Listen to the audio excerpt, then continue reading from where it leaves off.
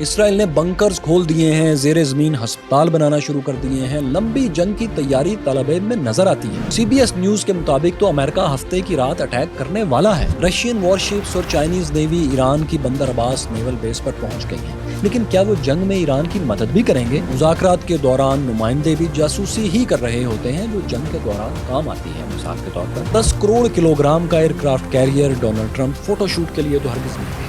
فلسطین، شام، عراق، لیبیا اور لبنان کے بعد اب ایران وہ چھٹا ملک ہے جسے امریکہ اپنے بیبی کی خوشی کے لیے ڈی اسٹیبلائز کرنے جا رہا ہے۔ یہ حملہ ہفتوں یا مہینوں تک پھیل سکتا ہے، مگر اس سے پہلے امریکنز کچھ ٹیسٹ سٹرائکس بھی ضرور کریں گے۔ ایرانین ملٹری مشینری مذاکرات کے دوران صرف ایک کام کر رہی ہے۔ کیسے ہیں دوستو، میں فیصل وڑائچ۔ سب سے بڑا امریکن ایئر کرافٹ کیریئر، اس کی ملٹری مشین کا سب سے بڑا انجن، 10 کروڑ کلو گرام کا جیرارڈ فورڈ بہت تیزی سے ایران کی طرف بڑھ رہا ہے۔ 1106 فٹ طویل 2 نیوکلیئر ری ایکٹرز کے ساتھ 75 ایئر کرافٹس کو لیے ہوئے اور 4500 کریو ممبرز کے ساتھ آنے والا یہ سب سے بڑا، سب سے پاورفل اور modern aircraft carrier strike group ہے۔ اس کے علاوہ ایرانی ساحل کے قریب خلیج فارس اور انڈین اوشن میں بھی ابراہم لنکن کلاس کیریئر بھی پورے اسٹرائک گروپ کے ساتھ کھڑا ہے۔ باقی فارمیشن آپ ہماری اس پچھلی ویڈیو میں دیکھ ہی چکے ہیں، اور یہ سب کچھ کسی سنیپ چیٹ سٹیٹس کے لیے یا انسٹاگرام پوسٹ کے لیے ہرگز نہیں ہو رہا۔ بہت سادہ فہم انسان ہوگا جو یہ سمجھے گا کہ عمان اور جنیوا میں ہونے والے چند گھنٹوں کے مذاکرات جو کہ ہفتوں پر محیط ہو گئے اس لیے ہو رہے ہیں کہ امریکہ ایران کے ساتھ واقعی کسی پرامن نتیجے پر پہنچنا چاہتا ہے۔ ہرگز نہیں۔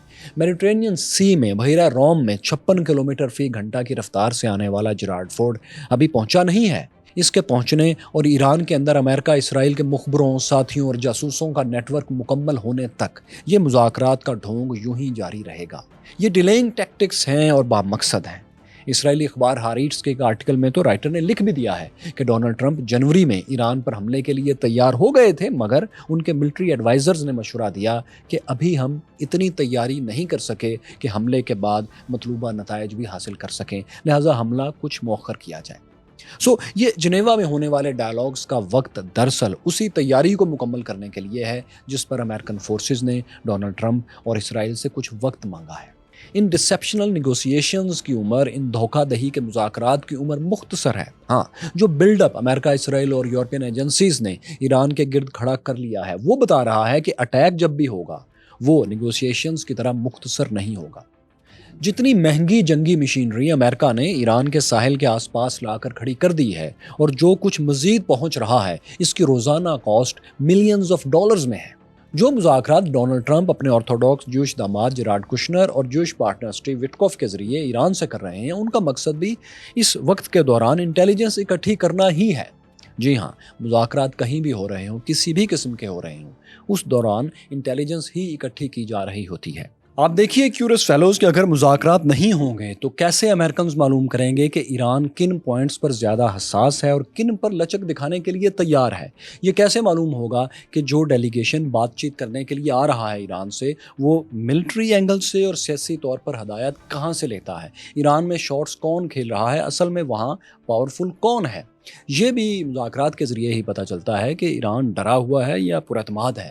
یہ بھی معلوم اسی طرح ہو سکتا ہے سوشل میڈیا کے ہاؤ ہو سے ہٹ کر ہی کہ اصل میں جو بھی ریڈ لائنز دونوں ممالک ایک دوسرے کے سامنے رکھ رہے ہیں ان کے اندر کی ڈیٹیلز میں ریڈ لائنز کیا ہیں جن پر دشمن بات ہی نہیں کرنا چاہتا، یہ سینسٹیو ہے۔ پھر مذاکرات کے دوران یہ بھی پتہ چلتا ہے کہ مخالف پارٹی کے اندر اختلافات کتنے ہیں اور کن کے درمیان ہیں۔ اس ساری انٹیلیجنس کو سامنے رکھتے ہوئے، اسے استعمال کرتے ہوئے مذاکرات آگے بڑھائے جاتے ہیں۔ اس طرح یہ بھی موقع ملتا ہے کہ جن سے مذاکرات کیے جا رہے ہوں ان کے اختلافات کو بڑھایا جا سکے۔ ایک گروپ کا مطالبہ مان کر دوسرے کو ناراض ہونے کا موقع دیا جائے کہ دیکھیے ایک نے تو کامیابی سے اپنے مذاکرات بنوا لیے، یہ امپریشن دیا جائے اور دشمن کو تقسیم کیا جائے۔ پھر مذاکرات کے دوران یہ بھی کنفرم کرنا آسان ہو جاتا ہے کہ کون سی پابندیاں ایرانی حکومت کو زیادہ پریشان کر رہی ہیں اور کون سی کم۔ وہ ایسے کہ جن سینکشنز کو، جن پابندیوں کو ہٹانے کی ڈیمانڈز وہ پہلے رکھیں گے وہی زیادہ پریشان کر رہی ہوں گی اور اگلی بار انہی کو ڈبل کر کے دباؤ بڑھانا آسان ہو جائے گا۔ یہ سب معلومات مذاکرات کے دوران حاصل کرنا، کنفرم کرنا زیادہ آسان ہوتا ہے۔ सो मिलिट्री डायलॉग्स के अरकान पूरे जासूस ही होते हैं या सर्विसेज वही दे रहे होते हैं। खुसूसन इस मामले में अमेरिका ईरान मुज़ाकरात में तो सबको नज़र आ रहा है कि जराड Kushner plus chief Witkoff Israeli business brokers हैं। दरअसल गजा में उन्होंने अक्टूबर में सो कॉल्ड सीज़ फायर करवाया और उसके बाद से अब तक 600 से ज़्यादा फ़लस्तीनी कत्ल किए जा चुके हैं और 1000 से ऊपर ज़ख्मी हैं। और दोनों मुज़ाकरातकारों की तरफ से अब कुछ भी नहीं सुनेंगे कि सीज़ फायर डील कौन तोड़ रहा है, ज़िम्मेदार कौन है।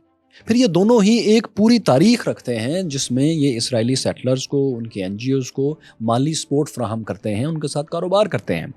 सो ये मुज़ाकरात संजीदा डायलॉग्स नहीं हैं जिनमें किसी हल पर पहुंचने की कोशिश की जाती है, बल्कि ये हमले से पहले की जासूसी है। ईरान यकीनन इतना समझदार तो है कि वो ये मामला किसी भी दूसरे फ्रीक से बेहतर अंदाज में जानता है, हैंडल कर रहा है। सो यकीनन वो डायलॉग्स में इस बात का ख्याल रखेगा और कमज़ोरी का सिग्नल नहीं दे रहा होगा। वो ऐसे कि आप देखिए, उसने मुज़ाकरात के दौरान ही अपने ताकतवर एतमाद का इजहार रशिया और चाइना के साथ सरप्राइज जॉइंट ड्रिल्स के जरिए कर भी दिया है। जी हाँ, पर्शियन गल्फ के करीब स्टेट ऑफ हुर्मज़ में, जहाँ से दुनिया के 20 से 25% ऑयल एंड गैस ट्रांसपोर्ट होती है, एक्सपोर्ट होती है, वहाँ इन तीनों मुल्कों ने नेवल मैन्यूवरिंग एक्सरसाइजेज ड्रिल्स शुरू कर भी दी हैं। ये ब्रेव एक्शन सरप्राइजिंग इसलिए है कि ये तकरीबन वही जगह है, उसके करीब है, जहां अमेरिका कोल्ड वॉर के बाद सबसे बड़ी जंगी मशीनरी लाकर खड़ी कर चुका है। 18 फरवरी को जब ग्लोबल सर्वेलेंस ने एक्स पर एक वीडियो पोस्ट शेयर की थी और बताया कि ईरान की बंदर अब्बास पोर्ट पर रशियन वॉरशिप्स पहुंच चुके हैं, तो ये एक गैर मुतवक्के नई डेवलपमेंट थी। अगरचे ये रशिया की बहुत बड़ी वॉर मशीन नहीं है जो यहाँ आई है और जो ड्रिल्स में हिस्सा ले रही है, ये मशीन एक हेलीकॉप्टर कैरियर है।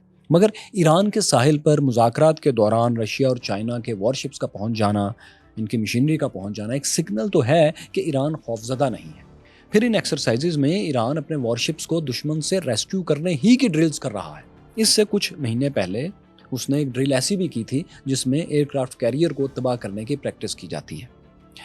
तो दोस्तों, आप रशिया और चीन के साथ ईरान की मिलिट्री एक्सरसाइजेज से ऐसा हरगिज़ मत समझ लीजिएगा कि ये दोनों ममालिक ईरान की तरफ से अमेरिका इसराइल के ख़िलाफ़ जंग भी लड़ने की तैयारी कर रहे हैं। फ़िलहाल ऐसा नहीं होगा, क्योंकि ऐसा सिर्फ वर्ल्ड वॉर में होता है, ग्रेट वॉर में, जो कि अभी छिड़ी नहीं है। अगर ईरान लंबी जंग के काबिल हुआ तो ऐन मुमकिन है कि कोई और मुल्क इसमें शामिल हो जाए, उसको होना पड़े, मगर फ़िलहाल इसका कोई इम्कान नज़र नहीं आता। अमेरिका इसराइल ईरान के साथ जो भी करेंगे वो इस बात का पूरा पूरा ख्याल रखेंगे कि गलती से भी चाइना या रशिया के डायरेक्ट इंटरेस्ट को हिट ना करें। इसराइल खुसूसन इस जंग को डिसाइसिव बनाना चाहेगा, क्योंकि डोनाल्ड ट्रंप के 3 सालों में उसके पास जो बेहतरीन मौका है, शायद वो मुस्तकबिल करीब में इसे दोबारा नसीब ना हो। ईरानियन रिटेलिएशन से परेशान इसराइल को इल्म तो है कि इस जंग में अगर वो खुद को मुकम्मल तौर पर बचाकर ईरान को ज़्यादा से ज़्यादा सिर्फ नुकसान ही पहुंचा लेता है तो यही उसकी जीत होगी।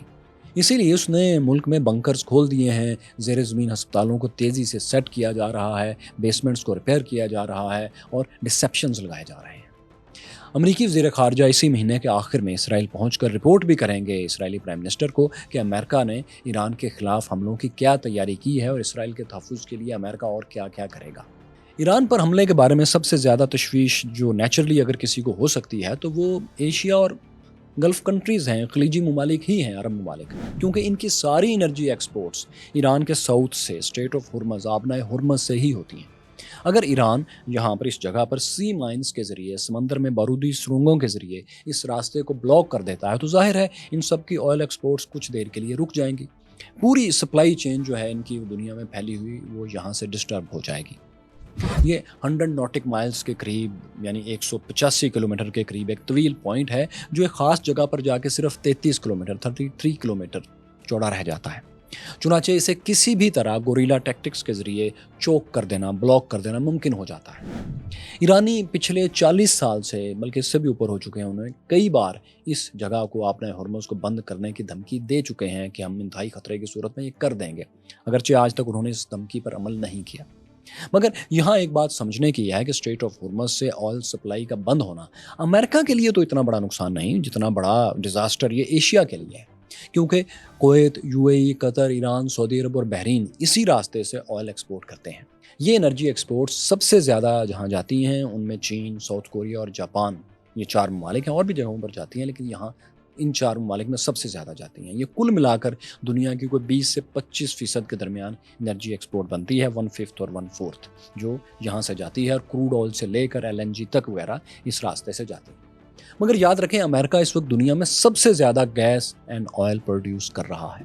صرف 2 سال پہلے یہ صورتحال تھی کہ امریکہ روزانہ 1,38,00,000 بیرل کروڈ آئل پروڈیوس کر رہا تھا۔ یہ کسی بھی اکیلے گلف کنٹری سے زیادہ پروڈکشن ہے، بلکہ پورے اسٹیٹ آف ہرمز سے جو آئل روزانہ ایکسپورٹ ہوتا ہے وہ بھی کوئی 2 کروڑ بیرل روزانہ کے قریب ہے۔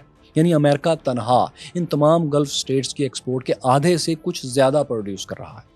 اس لیے امریکہ کو فی الحال یہ پریشانی تو ہرگز نہیں ہوگی کہ اگر اسٹیٹ آف ہرمز عارضی طور پر بلاک ہو بھی گیا تو وہ آئل کہاں سے لے گا۔ ہاں، اتنا ضرور ہے کہ امریکہ میں فیول پرائسز، انرجی پرائسز کچھ عرصے کے لیے بڑھ جائیں گی۔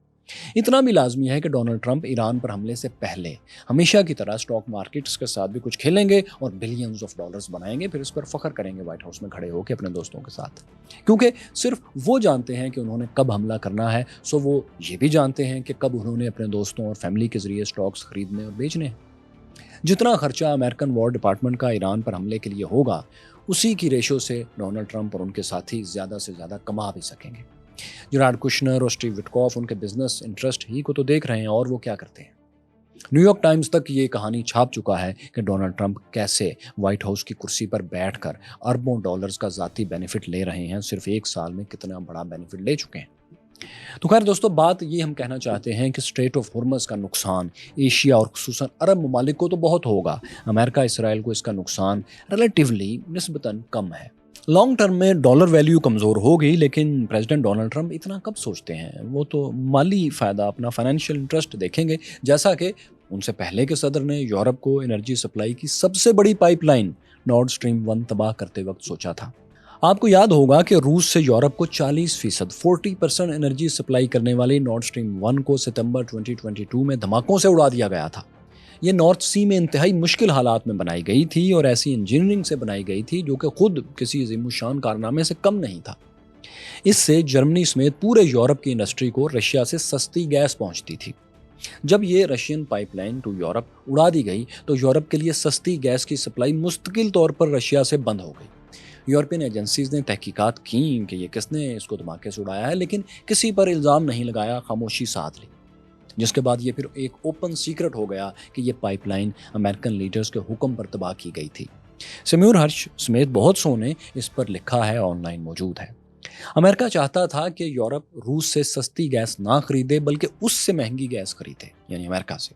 اس کے بعد سے یورپ امریکہ سمیت دوسری بہت سی جگہوں سے ملا جلا کر کچھ گیس خرید رہا ہے جو کہ رشین گیس سے بہت مہنگی اسے پڑتی ہے اور کنٹینرز میں مہینوں کے سفر کے بعد پہنچتی ہے، پھر اسے ریفائن کرنے میں بھی کافی وقت لگتا ہے، مشکل مرحلہ ہے۔ کوئی بعید نہیں کہ اسٹریٹ آف ہرمز کا بند ہونا ڈونلڈ ٹرمپ کی ڈاؤن سینس میں ان کا فائدہ اور دوسروں کا نقصان ہو، جیسا کہ نارڈ اسٹریم 1 کو تباہ کرنے سے ان کے خیال میں انہیں ہوا ہے۔ لیکن یاد رکھیں یہ تبھی ہوگا جب ایران سے فل سکیل وار شروع ہو جائے گی، جو کہ کسی بھی وقت ہو سکتی ہے۔ لیکن ایکسٹریم رائٹ ونگ امریکن اخبار وال اسٹریٹ جرنل کے مطابق امریکہ فل فلیج اٹیک سے پہلے ایران پر کچھ لمیٹڈ اسٹرائک کرے گا تاکہ اسے ڈیمانڈز قبول کرنے پر مجبور کر سکے۔ لیکن ملٹری ٹرمز میں ان اسٹرائکس کا مطلب ہوگا کہ ایران کے مسل چیک کیے جائیں گے فل اسٹرائک سے پہلے، بڑے حملے سے پہلے۔ امریکہ جس طرح جاپان اور یورپ سے اپنے پرانے کولڈ وار زمانے کے ٹاماہاک میزائلوں کے سٹاک پائلز ایران کی طرف پہنچا رہا ہے مسلسل، تو ایسا یقینی ہے کہ وہ ایرانی جوابی حملے کے لیے بھی تیار ہو رہا ہے، لیکن ابھی مکمل تیار نہیں ہے۔ ٹاماہاک چونکہ سستے اور پرانے میزائل ہیں، راکٹس ہیں، اگر استعمال نہ بھی کیے گئے تو پڑے پڑے ضائع ہو ہی جائیں گے۔ اس لیے امریکہ اسرائیل انہیں ایرانین ڈرونز اور ایسے ہاسٹائل پروجیکٹائلز کو روکنے کے لیے زیادہ سے زیادہ استعمال کرنا چاہتے ہیں جن سے ایران پہلے حملے میں اسٹرائک کرے گا ان پر۔ پچھلے سال جون کی جنگ میں بھی ایران نے جس تکنیک سے اسرائیلی ڈیفنسز کو چوک کیا تھا وہ یہی طریقہ تھا کہ پہلے حملے میں کھوکھلے میزائل، لائٹ ڈرونز اور پرانے ویپنز فائر کیے جائیں تاکہ دشمن کے ڈیفنسز چیک کیے جا سکیں، ان کو ایگزاسٹ کیا جا سکے۔ امریکہ اسرائیل اس بار ویسی صورتحال سے بچنا چاہتے ہیں اور ایران کو موقع نہیں دینا چاہتے۔ پچھلے سال جون کی نسبت اس سال امریکہ کے سٹیکس بہت زیادہ ہائی ہیں، بہت بڑے ہوئے ہیں، کیونکہ وہ اپنے 2 سب سے بڑے aircraft carriers Gerald Ford اور ابراہم لنکن کے ساتھ میکسیمم سٹرائک گروپ کو ایرانی ساحلوں کے قریب لے آیا ہے۔ ایرانی ڈرونز کی ٹیکنالوجی کو دیکھتے ہوئے اب اس بار پرشینز کی ایرانین کی تکنیک یہ لگتی ہے کہ امریکی بحری بیڑے کے گرد اتنے زیادہ اسمال ڈرونز اور اتنی ٹائنی بوٹس بھیجی جائیں کہ امریکہ اپنے مہنگے میزائلز انہی سے ڈیفنس میں ضائع کر بیٹھے، اس کے ڈیفنسز اوور ویلم ہو جائیں اس دوران۔ پھر جب چاروں طرف سے امریکہ کی سب سے مہنگی مشینری انڈر اٹیک ہوگی اس وقت تو کسی وقت بڑا میزائل بھی بیچ میں فائر کیا جائے، کیونکہ اس وقت امریکن ڈیفنسز اصلی اور جعلی میزائل میں فرق کرنے کا رسک نہیں لے سکتے۔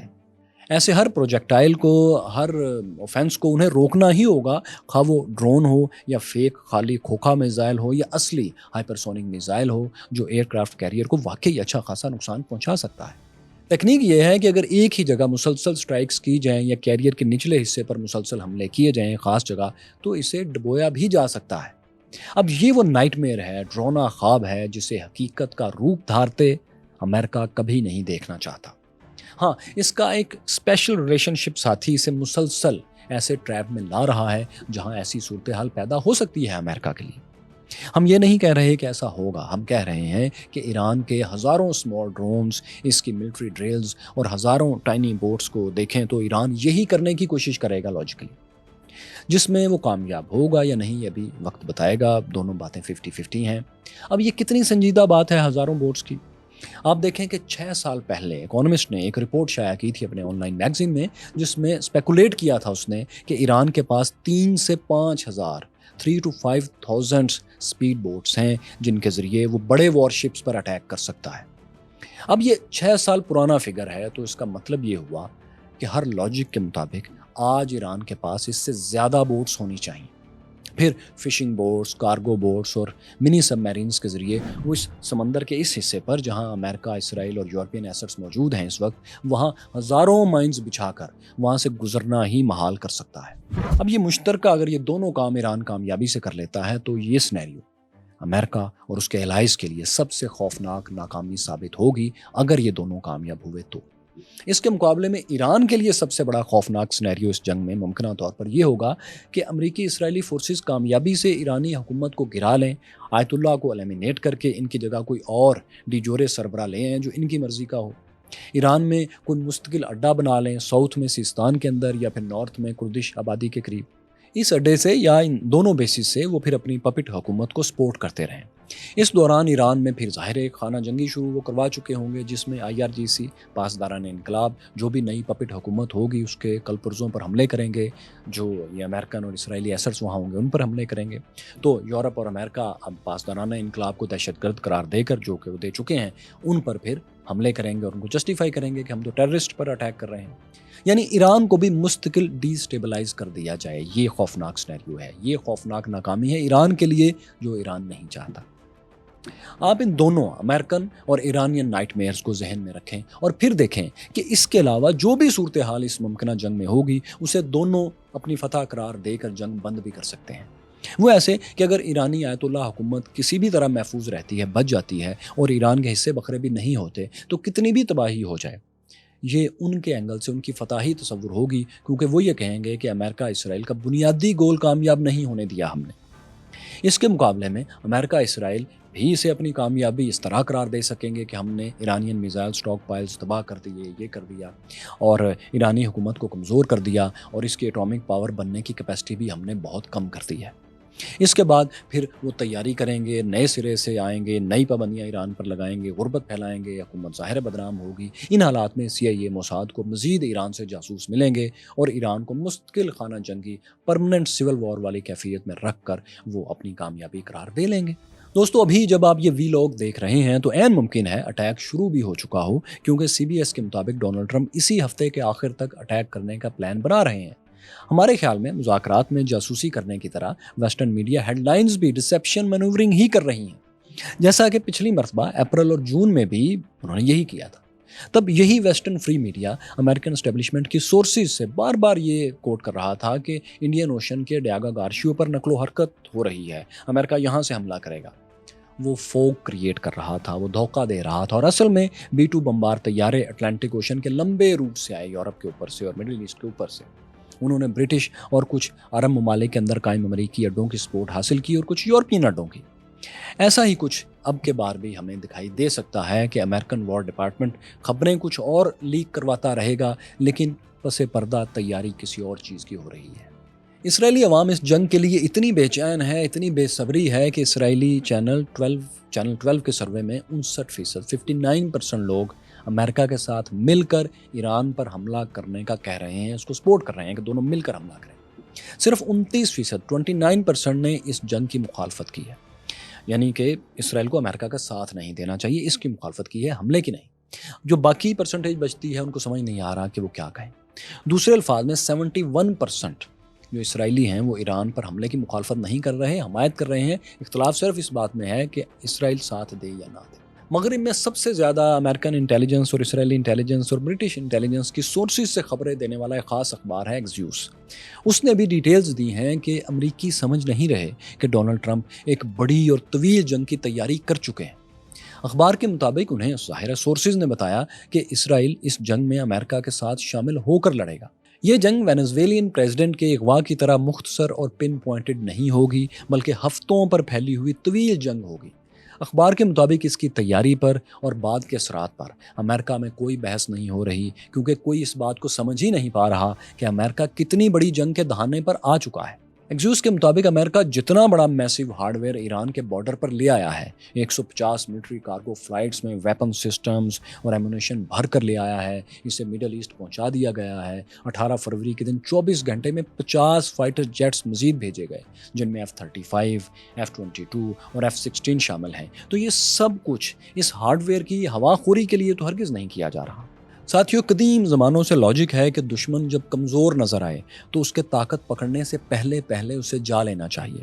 اسے مضبوط ہونے کا وقت دینا جنگی حماقت سمجھی جاتی ہے۔ امریکہ اسرائیل یہ دیکھ رہے ہیں کہ ایران کی ڈیفنسز پچھلے سال کی نسبت کمزور ہیں، ان کے پاس ڈیفنسو میزائلز کی بھی کمی ہے۔ CNN کی رپورٹ کے مطابق اسی کو پورا کرنے کے لیے ایران کی مشینری دن رات کام کر رہی ہے، کیونکہ ایران کے پاس سب سے بڑا ملٹری رسپانس جو ہے وہ میزائلز ہی کی شکل میں ہے، جو کم از کم اسرائیل کو 2 بار ماضی میں پچھلے سال اور 1 بار اس سے پیچھے پریشان کر چکا ہے۔ اس کے علاوہ وہ اپنے نیوکلیر ایسٹس کو بھی خبروں کے مطابق محفوظ بنا رہا ہے، اسے اور گہرائی میں چھپا رہا ہے، کمانڈ سٹرکچر کو بھی مضبوط کر رہا ہے۔ کہا جا رہا ہے کہ آیت اللہ خامنئی نے اپنے 3 جانشینوں کے نام بھی بتا دیے ہیں، کاغذ پر لکھ کر دے دیے ہیں، لیکن فی الحال ان کو عوام کی نظر سے، میڈیا کی نظر سے خفیہ رکھا گیا ہے تاکہ امریکہ اسرائیل ان تینوں کو فوری ٹارگٹ نہ کر سکے۔ دوستو، اگر یہ جنگ ڈیسائسو طریقے سے لڑی گئی تو کم از کم ہفتوں تک چلے گی، اگر مہینوں تک نہ بھی گئی تو۔ آپ سوچئے کہ جب ایران پر حملہ اتنا ہی یقینی ہو رہا ہے اور ہم سب سمجھ رہے ہیں کہ ہونے والا ہے، ایسٹس جو وہاں ٹرانسفر کیے ہیں وہ بتا رہے ہیں کہ ہونے والا ہے، اس کے نتائج بہت خطرناک ہیں، تو ایران پریمپٹیو سٹرائک کیوں نہیں کر دیتا؟ امریکہ اسرائیل سے پہلے ہی ایران ان دونوں پر حملہ کر کے، ان کی مشینری پر حملہ کر کے ان کا حملہ ناکام کیوں نہیں بنا رہا؟ اس کا تفصیلی جواب اور ایسی بہت سی دوسری آپشنز پر ہم نے ایک تفصیلی ویلاگ بنا دیا ہے، جسے آپ یہاں ٹچ کر کے دیکھ سکتے ہیں۔ یہاں جانیے ان 2 حملوں کی کہانی جنہوں نے اسرائیل کے ڈیفنسز اور امریکن B-2 بمبار کی طاقت کو ایکسپوز کر دیا تھا۔